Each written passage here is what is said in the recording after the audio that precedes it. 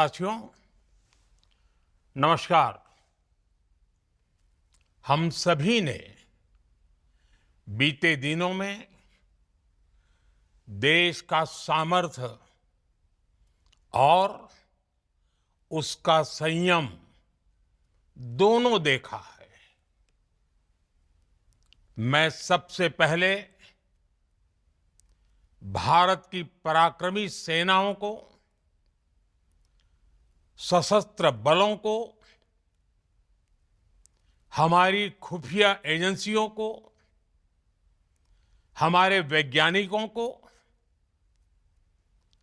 हर भारतवासी की तरफ से सैल्यूट करता हूं। हमारे वीर सैनिकों ने ऑपरेशन सिंदूर के लक्ष्यों की प्राप्ति के लिए असीम शौर्य का प्रदर्शन किया। मैं उनकी वीरता को, उनके साहस को, उनके पराक्रम को आज समर्पित करता हूं हमारे देश की हर माता को, देश की हर बहन को और देश की हर बेटी को ये पराक्रम समर्पित करता हूं।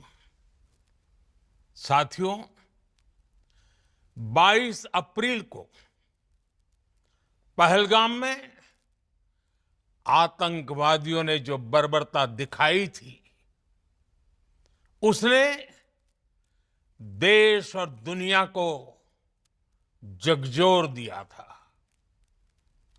छुट्टियां मना रहे निर्दोष मासूम नागरिकों को धर्म पूछकर उनके परिवार के सामने, उनके बच्चों के सामने बेरहमी से मार डालना, यह आतंक का बहुत बीभत्स चेहरा था, क्रूरता थी। ये देश के सद्भाव को तोड़ने की घिनौनी कोशिश भी थी। मेरे लिए व्यक्तिगत रूप से ये पीड़ा बहुत बड़ी थी।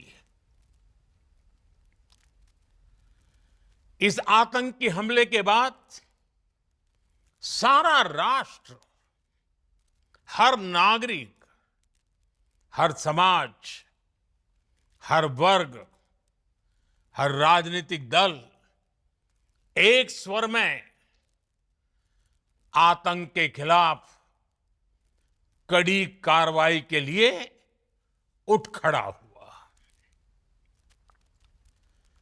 हमने आतंकवादियों को मिट्टी में मिलाने के लिए भारत की सेनाओं को पूरी छूट दे दी और आज हर आतंकी,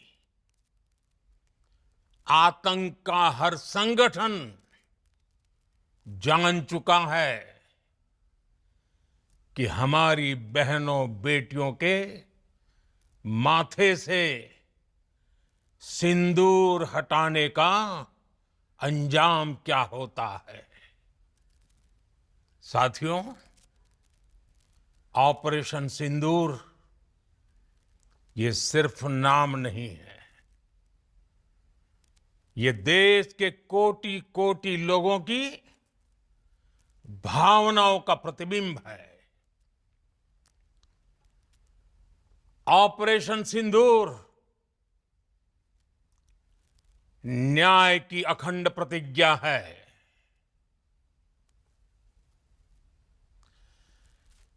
6 मई की देर रात, 7 मई की सुबह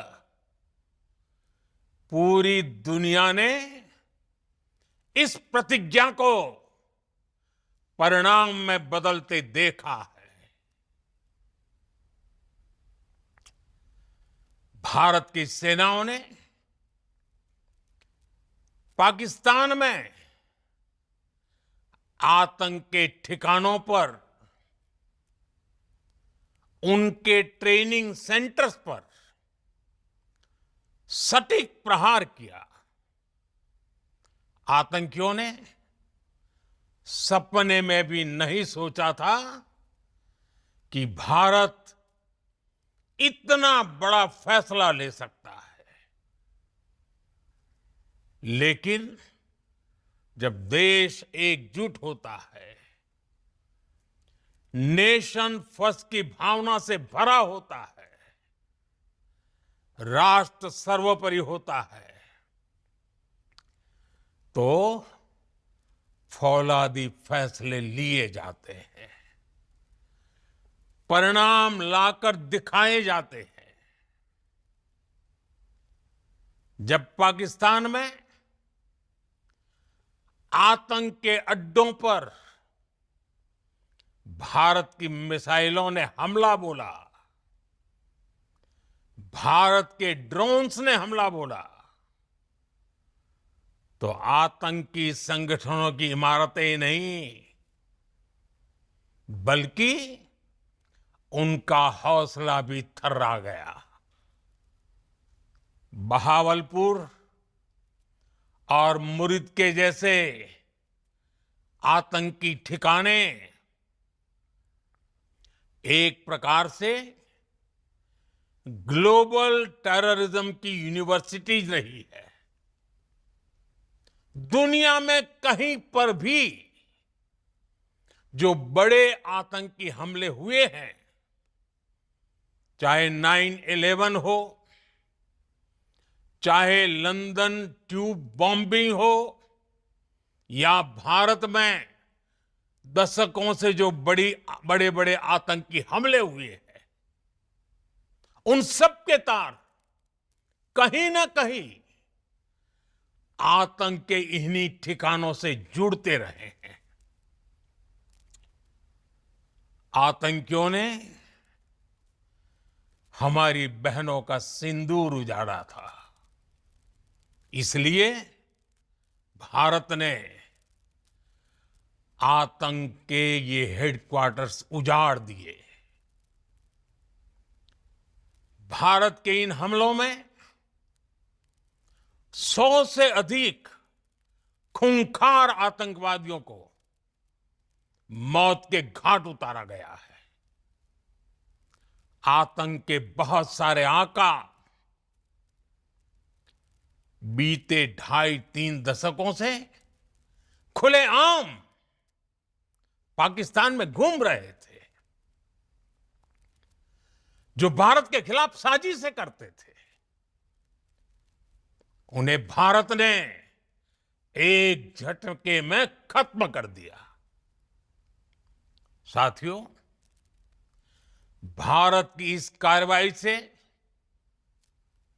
पाकिस्तान घोर निराशा में गिर गया था, हताशा में गिर गया था, बौखला गया था। और इसी बौखलाहट में उसने एक और दुस्साहस किया। आतंक पर भारत की कार्रवाई का साथ देने के बजाय पाकिस्तान ने भारत पर ही हमला करना शुरू कर दिया। पाकिस्तान ने हमारे स्कूलों, कॉलेजों को, गुरुद्वारों को, मंदिरों को, सामान्य नागरिकों के घरों को निशाना बनाया। पाकिस्तान ने हमारे सैन्य ठिकानों को निशाना बनाया। लेकिन इसमें भी पाकिस्तान खुद बेनकाब हो गया। दुनिया ने देखा कि कैसे पाकिस्तान के ड्रोन्स, पाकिस्तान की मिसाइलें भारत के सामने तिनके की तरह बिखर गई। भारत के सशक्त एयर डिफेंस सिस्टम ने उन्हें आसमान में ही नष्ट कर दिया। पाकिस्तान की तैयारी सीमा पर वार की थी, लेकिन भारत ने पाकिस्तान के सीने पर वार कर दिया। भारत के ड्रोन्स, भारत की मिसाइलों ने सटीकता के साथ हमला किया। पाकिस्तानी वायुसेना के उन एयरबेस को नुकसान पहुंचाया, जिस पर पाकिस्तान को बहुत घमंड था। भारत ने पहले 3 दिनों में ही पाकिस्तान को इतना तबाह कर दिया जिसका उसे अंदाजा भी नहीं था। इसलिए भारत की आक्रामक कार्रवाई के बाद पाकिस्तान बचने के रास्ते खोजने लगा। पाकिस्तान दुनिया भर में तनाव कम करने के लिए गुहार लगा रहा था और बुरी तरह पीटने के बाद इसी मजबूरी में 10 मई की दोपहर को पाकिस्तानी सेना ने हमारे डीजीएमओ को संपर्क किया। तब तक हम आतंकवाद के इंफ्रास्ट्रक्चर को बड़े पैमाने पर तबाह कर चुके थे। आतंकियों को मौत के घाट उतार दिया गया था। पाकिस्तान के सीने में बसाए गए आतंक के अड्डों को हमने खंडहर बना दिया था। इसलिए जब पाकिस्तान की तरफ से गुहार लगाई गई, पाकिस्तान की तरफ से जब ये कहा गया कि उसकी ओर से आगे कोई आतंकी गतिविधि और सैन्य दुस्साहस नहीं दिखाया जाएगा, तो भारत ने भी उस पर विचार किया। और मैं फिर दोहरा रहा हूं, हमने पाकिस्तान के आतंकी और सैन्य ठिकानों पर अपनी जवाबी कार्रवाई को अभी सिर्फ स्थगित किया है। आने वाले दिनों में हम पाकिस्तान के हर कदम को इस कसौटी पर मापेंगे कि वो क्या रवैया अपनाता है। साथियों, भारत की तीनों सेनाएं, हमारी एयरफोर्स, हमारी आर्मी और हमारी नेवी, हमारी border security force BSF, Bharat के अर्धसैनिक बल लगातार अलर्ट पर है।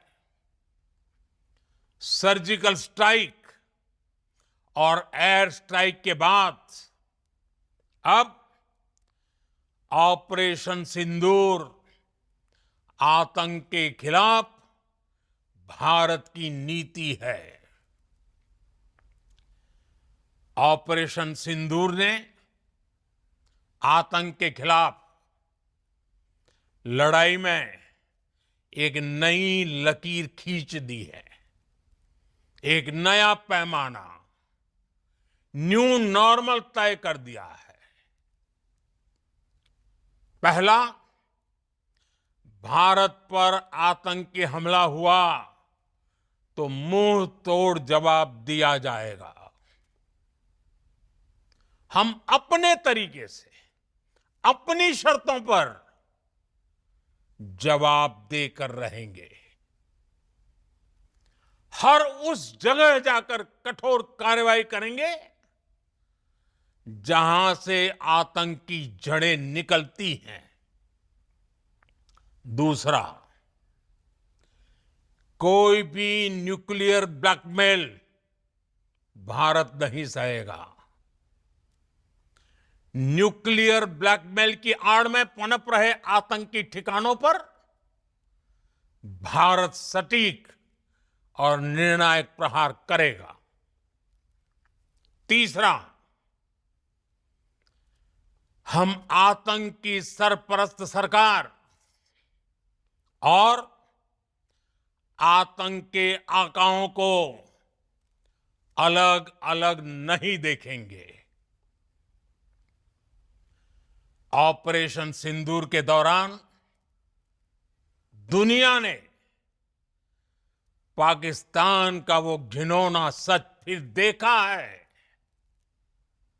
जब मारे गए आतंकियों को विदाई देने पाकिस्तानी सेना के बड़े बड़े अफसर उमड़ पड़े।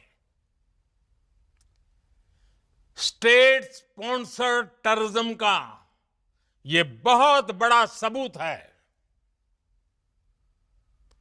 हम भारत और अपने नागरिकों को किसी भी खतरे से बचाने के लिए लगातार निर्णायक कदम उठाते रहेंगे।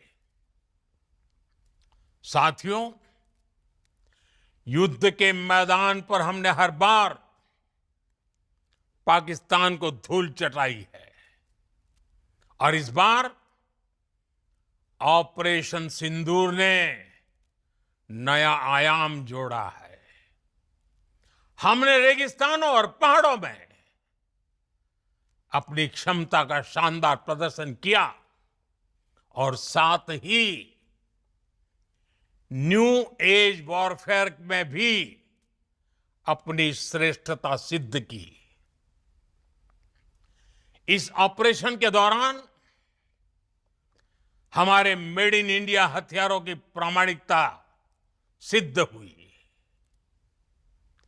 आज दुनिया देख रही है 21वीं सदी के वॉरफेयर में made in India defence equipments,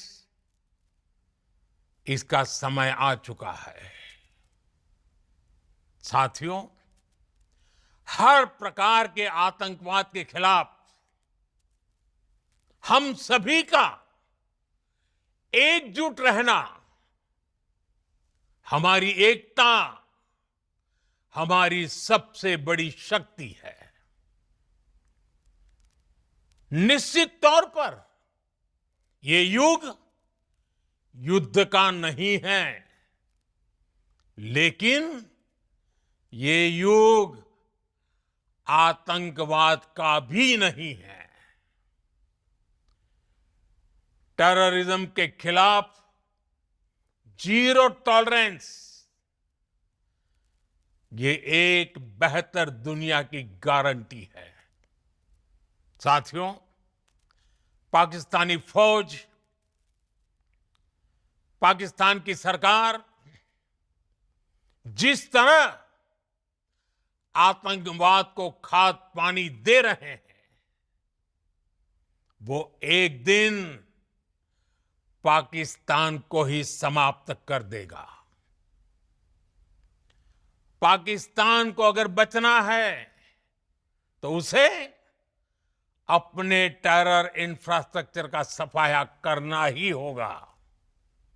इसके अलावा शांति का कोई रास्ता नहीं है। भारत का मत एकदम स्पष्ट है। टेरर और टॉक एक साथ नहीं हो सकते। टेरर और ट्रेड एक साथ नहीं चल सकते और पानी और खून भी एक साथ नहीं बह सकता। मैं आज विश्व समुदाय को भी कहूंगा, हमारी घोषित नीति रही है अगर पाकिस्तान से बात होगी तो टेररिज्म पर ही होगी। अगर पाकिस्तान से बात होगी तो पाक ऑक्युपाइड कश्मीर पीओके उस पर ही होगी। प्रिय देशवासियों, आज बुद्ध पूर्णिमा है। भगवान बुद्ध ने हमें शांति का रास्ता दिखाया है। शांति का मार्ग भी शक्ति से होकर जाता है। मानवता शांति और समृद्धि की तरफ बढ़े, हर भारतीय शांति से जी सके, विकसित भारत के सपने को पूरा कर सके, इसके लिए भारत का शक्तिशाली होना बहुत जरूरी है। और आवश्यकता पड़ने पर इस शक्ति का इस्तेमाल भी जरूरी है। और पिछले कुछ दिनों में भारत ने यही किया है। मैं एक बार फिर भारत की सेना और सशस्त्र बलों को सैल्यूट करता हूं। हम भारतवासी के हौसले, हर भारतवासी का एकजुटता का शपथ, संकल्प, मैं उसे नमन करता हूं। बहुत बहुत धन्यवाद। भारत माता की जय। भारत माता